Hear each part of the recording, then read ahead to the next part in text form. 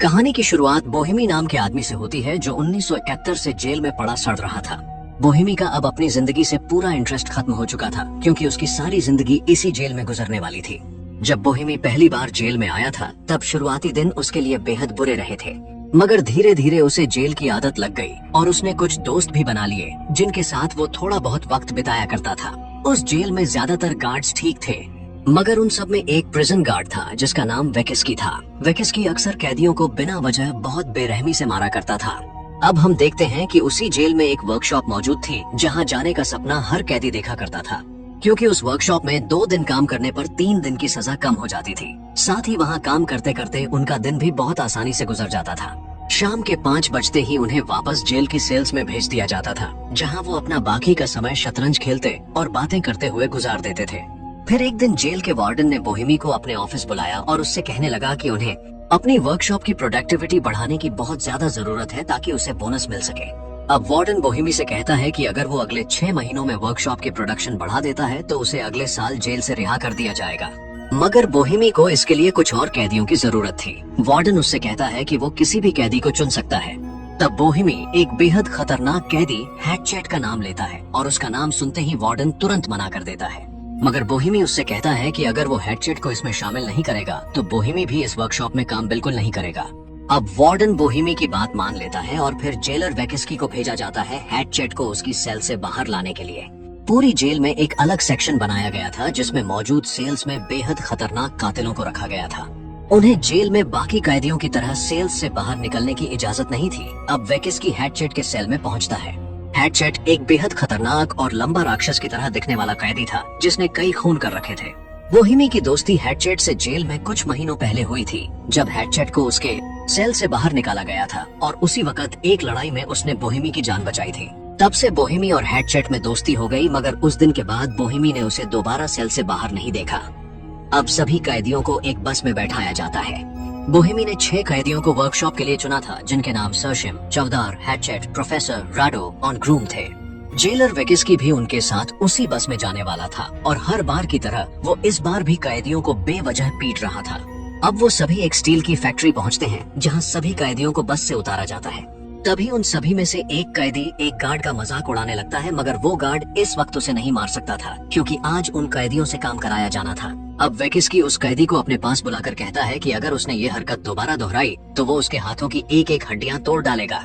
और फिर सभी कैदियों को एक कतार में फैक्ट्री के अंदर भेज दिया जाता है।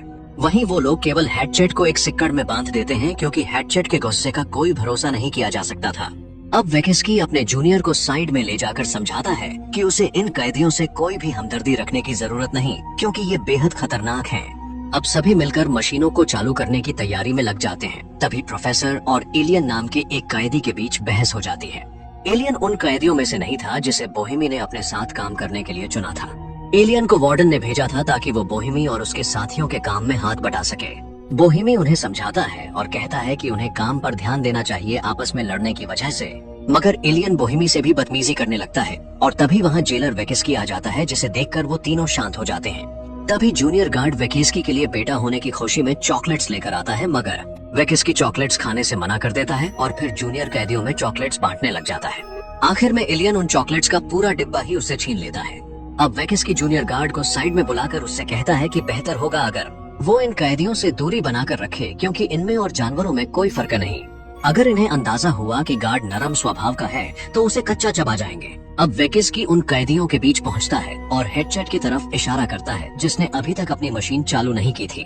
बोहेमी उससे जाकर पूछता है कि आखिर उसने मशीन क्यों नहीं चालू की। तब हैटचेट उसे मशीन के अंदर झांक कर देखने को कहता है जिसमें एक कबूतर फंसा हुआ था। अब वो सभी सोच में पड़ जाते हैं कि आखिर इस तरह की मशीन के अंदर एक कबूतर कैसे जा सकता है। बोहेमी उस कबूतर को अपने हाथों से निकालने की कोशिश करता है, मगर इसके बजाय वो कबूतर मशीन के अंदर और भी ज्यादा बुरी तरह फंस जाता है। अब उन सभी में से जिप्सी, जिसे मशीनों की थोड़ी बहुत जानकारी थी, वो कहता है कि इसे निकाला जा सकता है मगर उन्हें कुछ औजारों की जरूरत पड़ेगी जो यहाँ मौजूद नहीं है। इतने में वेकिस्की वहाँ आ जाता है और उस कबूतर के फंसे होने के बावजूद मशीन को चालू करने को कहता है, मगर किसी भी कैदी में इतनी हिम्मत नहीं थी कि वो हैटचेट से पंगा ले सके, इसलिए सभी उस मशीन से दूर हट जाते हैं। ये देखकर वेकिस्की अपने जूनियर को जाकर मशीन चालू करने का आदेश देता है। जूनियर हिचकिचाते हुए मशीन को चालू करने जाता है, मगर हेडचेट उसकी गर्दन को जंजीर से पकड़कर उन सभी को धमकी देता है कि अगर ये मशीन चालू हुई तो हेडचेट इस गार्ड की गर्दन उसके शरीर से अलग कर देगा। इतने में इलियन वेकिस्की पर लोहे की रॉड से हमला करता है और वेकिस्की भी बेहोश पड़ जाता है। जिप्सी जाकर वर्कशॉप के दरवाजे को ब्लॉक कर देता है ताकि उस वक्त कोई अंदर न घुस सके। अब वो सभी वेकिस्की को जंजीरों से बांध देते हैं और जूनियर गार्ड अभी भी हेडचेट के हाथों फंसा होता है। वेकिस्की उन सभी से कहता है कि कुछ ही देर में पुलिस पेट्रोल टीम वहां पहुंच जाएगी। अगर वो सभी उन दोनों को अभी आजाद कर देंगे तो उन्हें कम सजा दी जाएगी। ये सब देखकर बोहेमी परेशान हो जाता है और कहता है कि वो खुद जाकर पुलिस को यहाँ ले आएगा। मगर तभी हेडचेट उससे कहता है कि अगर उसने ऐसा किया तो वो जूनियर गार्ड को खत्म कर डालेगा। इतना सुनते ही बोहेमी रुक जाता है।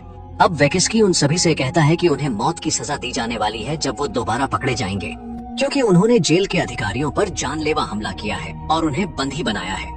ये सुनकर जिप्सी परेशान हो जाता है क्योंकि वो कई सालों से अपने परिवार से नहीं मिला था और वो अभी मरना नहीं चाहता था।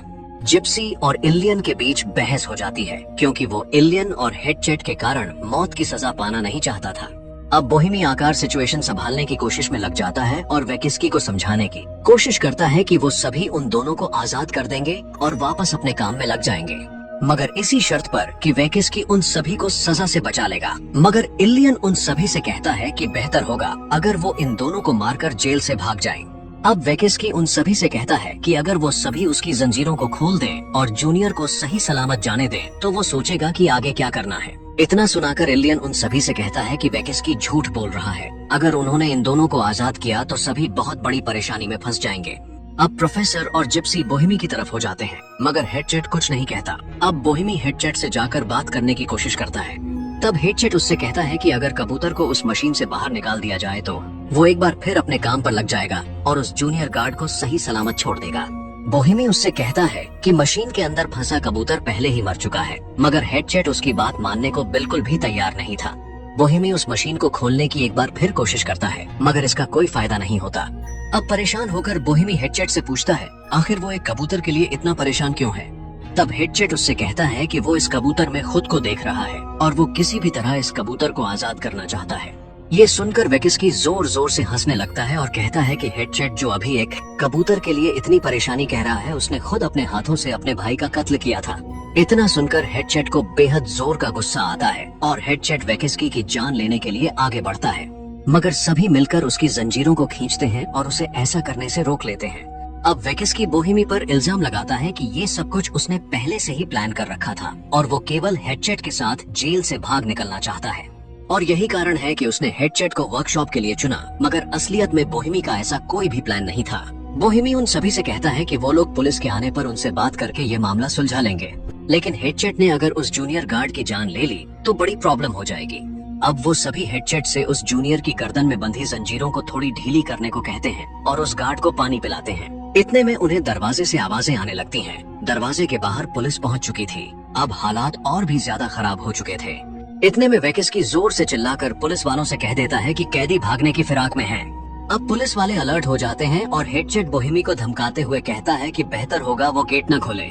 अब बोहेमी दरवाजे पर जाकर उनसे बात करने की कोशिश करता है, मगर इतने में वेकिस्की एक बार फिर से चिल्लाकर पुलिस वालों से कह देता है कि उन कैदियों के पास हथियार मौजूद हैं।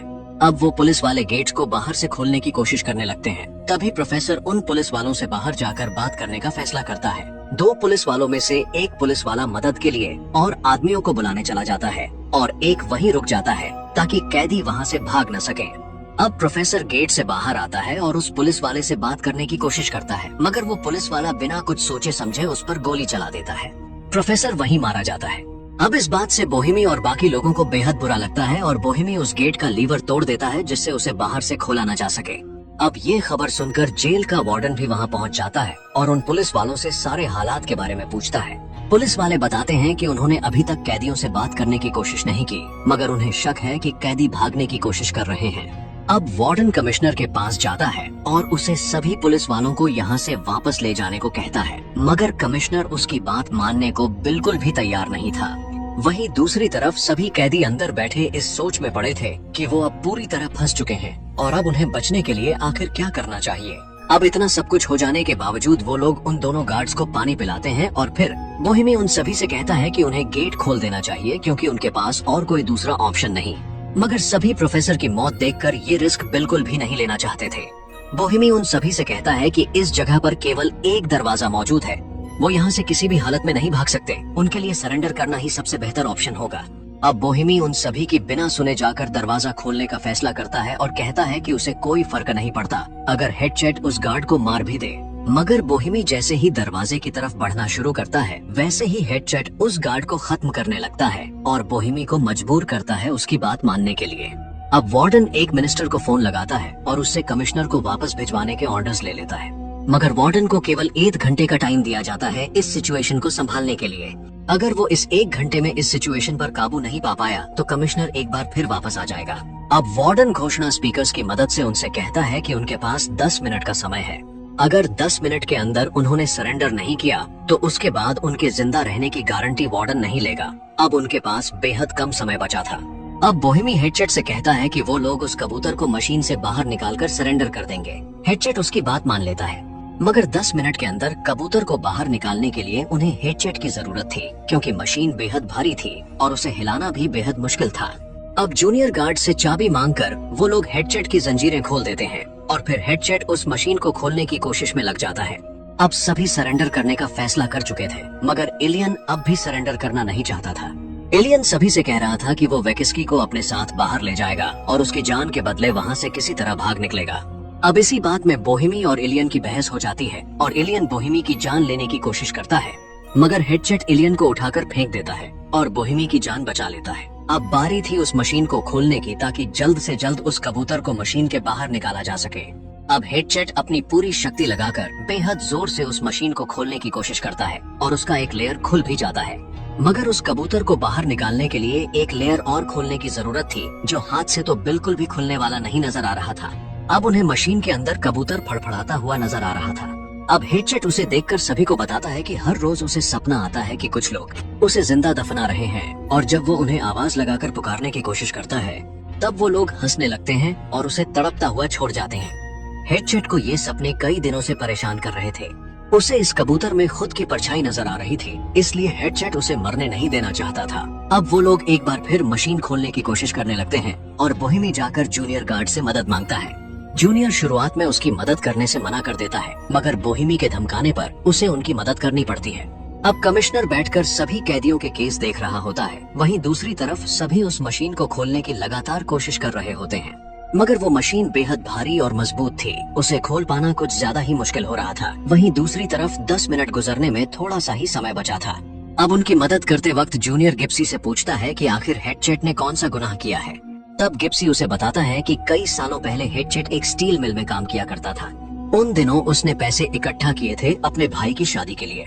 उसने पूरे गांव को शादी में बुलाया था और कई सारे इंतजाम कर रखे थे, मगर उसकी जिंदगी में एक बहुत बड़ी समस्या थी। उसे शराब की लत बेहद ज्यादा थी। उसका भाई उसे शराब पीकर तमाशा बनाने से रोक रहा था, मगर इतनी सी बात पर उसे इतना गुस्सा आ गया कि उसने अपने भाई को ही मार दिया, और जब उसके पिता ने उसे रोकने की कोशिश की तो उसे भी मार दिया।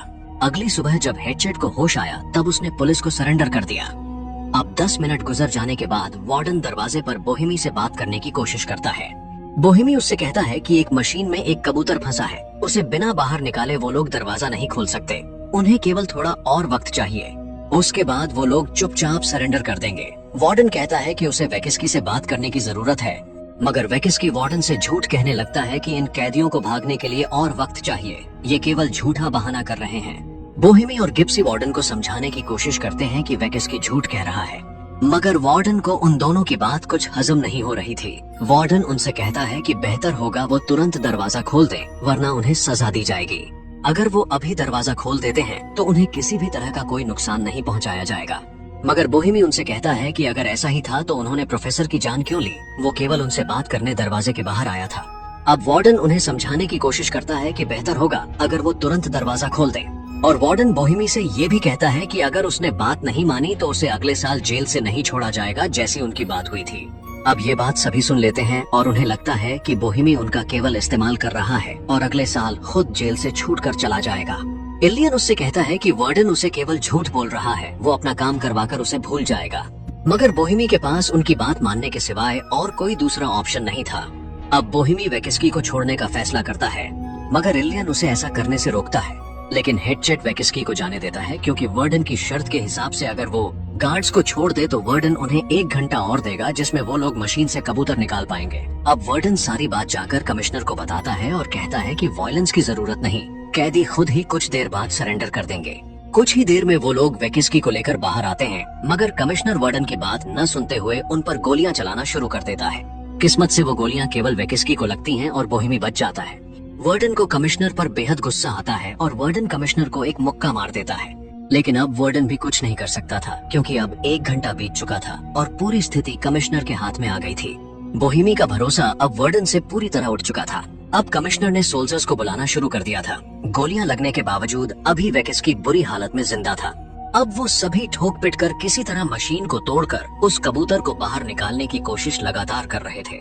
इलियन वहाँ से भागना चाहता था और उनकी किसी भी तरह की मदद नहीं कर रहा था, मगर कुछ देर बाद परेशान होकर इलियन एक कट्टर लेकर उस मशीन को काटना शुरू कर देता है, लेकिन वो मशीन बेहद मोटी थी और इसका कोई फायदा नहीं होता। धीरे धीरे वो सभी परेशान होने लगते हैं और इसे अपना आखिरी समय समझते हुए एक दूसरे को अपनी जिंदगी की ख्वाहिशें बताने लगते हैं। हेडचेट उनसे कहता है कि उसकी सारी ख्वाहिशें खत्म हो चुकी हैं। फिलहाल के लिए उसे केवल इस कबूतर की जान बचानी है और कुछ भी नहीं।